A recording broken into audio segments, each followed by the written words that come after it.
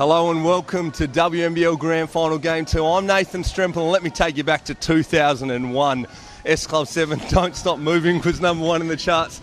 Alex Wilson was a 6-year-old playing at Puzzle Park in Murray Bridge, and Belinda Snell was winning her second WNBL championship for the Sydney Uni Flames, and Michelle Timms was ending a 17-year career after leading Australia their first ever silver medal at the 2000 Olympics. As we fast forward now to 2017, S Club 7 still probably getting a run through at a nightclub somewhere. Alex Wilson's coming off leading her team with 22 points in Game 1. Belinda Snell's looking to make it 3 WNBL championships after a 16-year gap in between, and Michelle Timms joins me calling the game. Timsy, tonight we could see the Sydney Uni Flames crowned as WNBL champion for season 2016-17. Yes, we could, and a lot of things point in their direction. But I think being a home game for the Rangers, that it could cause a few issues for Sydney. But we'll see. They're a very, very high IQ team, and I think it's going to be one heck of a game that Dandenong's going to have to play to get past Sydney today. And of course, if the Dandenong Jayco Rangers win tonight, we go back to Sydney for Game 3, where the Bride and Sydney Uni Flames have a chance to win it on their home floor. But they'd like to get it tonight, so let's focus on them first of all. You were calling Game 1 with me, Michelle Timms. Let's look at a tick and a cross for the Bride and Sydney Uni Flames about how they went about it in Game 1. Oh, well, a couple of ticks for me was I was really impressed with Hampson. I thought she really hurt Dandenong in crucial stages of that game. And, of course, Wilson, like you mentioned, was super as well. I'm not a cross, but something that probably needs to improve. I think Snelly needs to have, Belinda Snell will be a bit disappointed with her game. I think she needs to have a good game for the team tonight. And obviously I think that's something that both teams have been talking about is defence. Their defence needs to improve, that's for sure. I agree on that. My cross, if anything, is defensively. Sarah Blitzar's got whatever she wanted. Getting to the rim, they're going to need to make a correction there. But a tick is not only Wilson and Hampson. Across the board, they got great contributions from all of their team. Dandenong are at their best when they're playing great defence. They're getting out in the break, and they only had 4 points in transition. That's not a lot for them. But anyway, earlier tonight, Rachel Jarry, 2-time Olympian, is joining us on the sidelines. She caught up with head coach of the Bride and Sydney Uni Flames, Cheryl Chambers. All right, Cheryl, thanks for joining us for a quick chat. Game 1, so you're in the box seat at the moment. What do you take from last week's game? What have you been working on at training this week? Well, I think both teams will probably be working on defence. It was a pretty high-scoring affair and probably great for the fans to watch, but I think hopefully you'll see a bit more of a lockdown this week. Yeah, and just with your defence, it looked like the girls at times were playing to stay out of foul trouble. Have you talked to them maybe about their mindset playing defence from the beginning of the game? Yeah, I don't know whether it was staying out of foul trouble. I think we were just really stagnant, which is not like us at all. Usually we just feed off each other. So, hopefully we'll be a bit more aggressive come the start of the game. Yeah, for sure. And just watching the game, it looked like it took a little while to get into your rhythm, and in the second half your leaders stood up and took control of the game. Obviously Leilani Mitchell was clutch in the finish. Snelly, was herself at times. And how important is that to your team to have those kind of girls that know what the game situation needs? Oh, look, it's more than anything. I mean, experience, you can't buy it, and both those players are really experienced, and they help other people be better. So, it's really important, and I'm sure it'll come down to it again tonight. Yeah, all right. And just on a personal note, it's been 8 years since you were here in playing in a grand final. Obviously, you were coaching Bulleen at that time, and you've sacrificed so much to be where you are, living in Sydney, and your husband Mark and your 3 beautiful children here in Melbourne. So what's that sacrifice mean to you to be here now, to playing in another grand final? Oh, look, it's really exciting, and I think it's most things in life. If you want to do something, you generally have to give up something. So there has been a bit of that, and I'm very lucky that I've got a supportive husband and 3 beautiful children. So it's been great, but, the work hasn't finished yet. Yeah, for sure. All right, good luck, Cheryl. Thanks for joining us, and I might see you as a champion soon. No worries. Great to get some insights there from WNBL 2016-17 Coach of the Year, Cheryl Chambers, obviously coach of the Bride and Sydney Uni Flames. Michelle Timms, talk to me now about the Dandenong Jayco Rangers. A close loss in Game 1.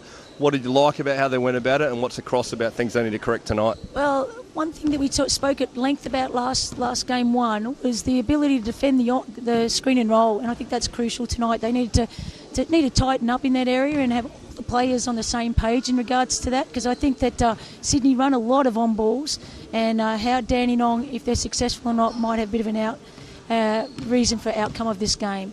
But a couple of ticks I really enjoyed watching Cummings play. We probably didn't speak about her enough really, but she did a great job last week. I thought defensively she was really solid for her team.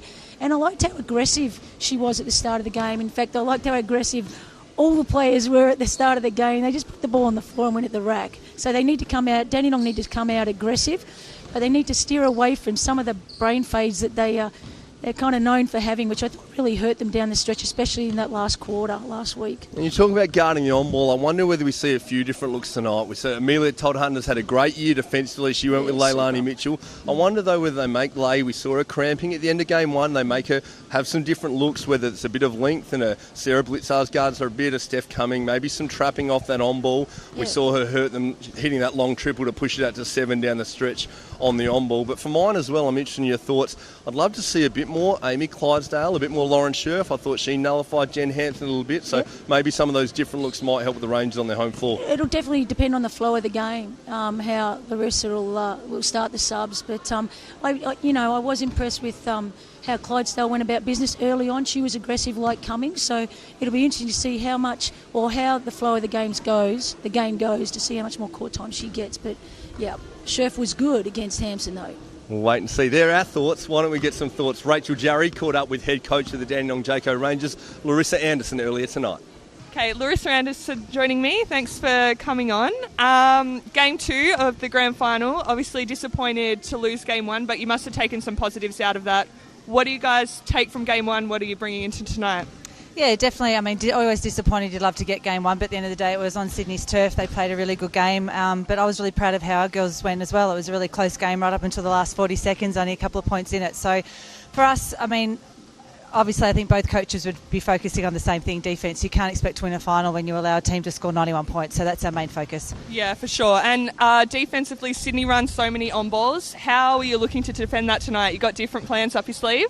Yeah, I think we'll just try and mix it up, but again, I don't think we were far off the mark. It was only a couple down the stretch where we fell asleep a little bit, but and that's exactly what the issue was, just a few little lapses. So hopefully we can play a 40-minute game, and that should put us in a better position, hopefully. And what about Ali Malott? Hearing rumours that she might be under a bit of an injury cloud. Have you got an update with her status tonight? She's all good to go. All good to go? Nice. All right. Well, just before you go, the crowd's going to be hopefully sell out. How important is that to you? They've been awesome for you all season. Is that going to be exciting tonight? Yeah, hopefully. I mean, it's tough being a Friday night. There's a lot of kids and families complaining that they can't get here, which makes it really hard and disappointing because we would love them to be here too. But that's the way the fixture's been done for obvious reasons, being a 3-game series. So the crowd made a huge difference for Sydney. Hopefully our crowd can make a big difference for us. All right. Well, best of luck. Thanks for joining us. No worries. Can't wait for it. Thanks, Rach.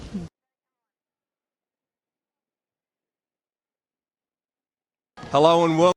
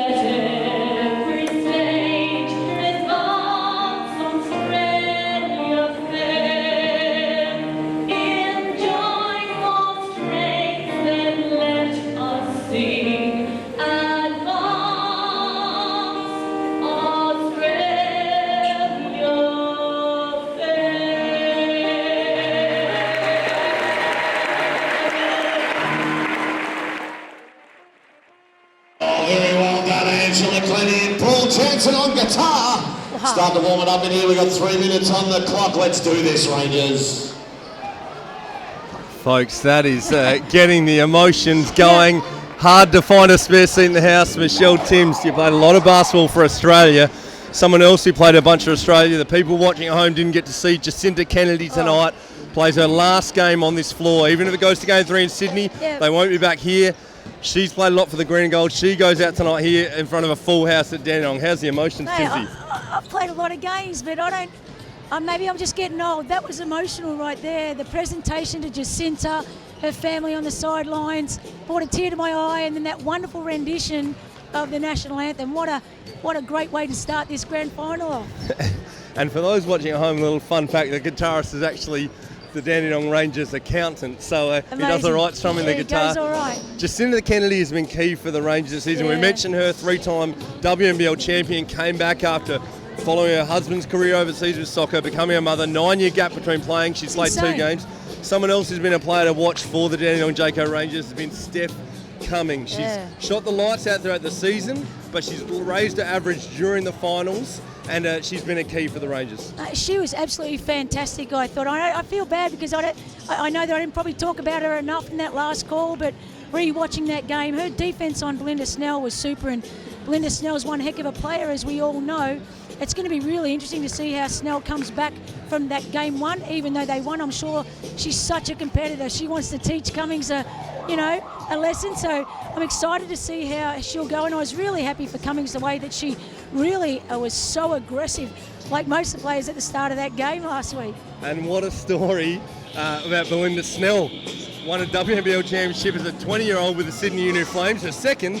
Hasn't won one since, and neither Sydney. So 16 years later, they have a chance tonight. It's Sydney Uni Flames. The Brighton Sydney Uni Flames win tonight. They're the WNBL champions for 16-17, and a key player is Leilani Mitchell. You talk about Steph Cummings' defence, defending Leilani Mitchell is going to be crucial for them tonight.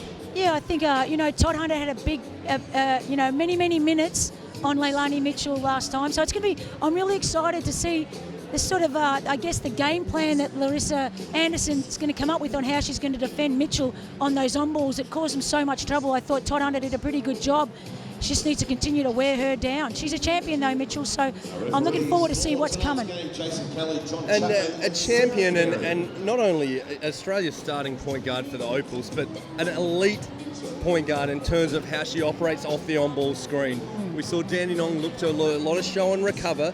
I wonder whether it's a case that they may mix things up and we see a few different matchups rather than just Todd Hunter chasing around.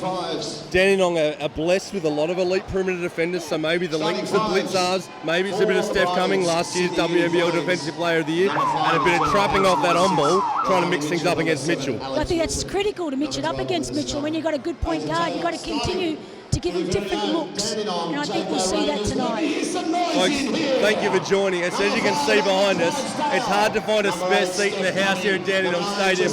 We're going to let you take in some of the atmosphere as we are literally moments away from the tip-off of WNBL Grand Final Game 2 for season 2016-17. Nathan Strimple is my name. I'm joined by 5-time WNBL Championship champion Michelle Timms for the call.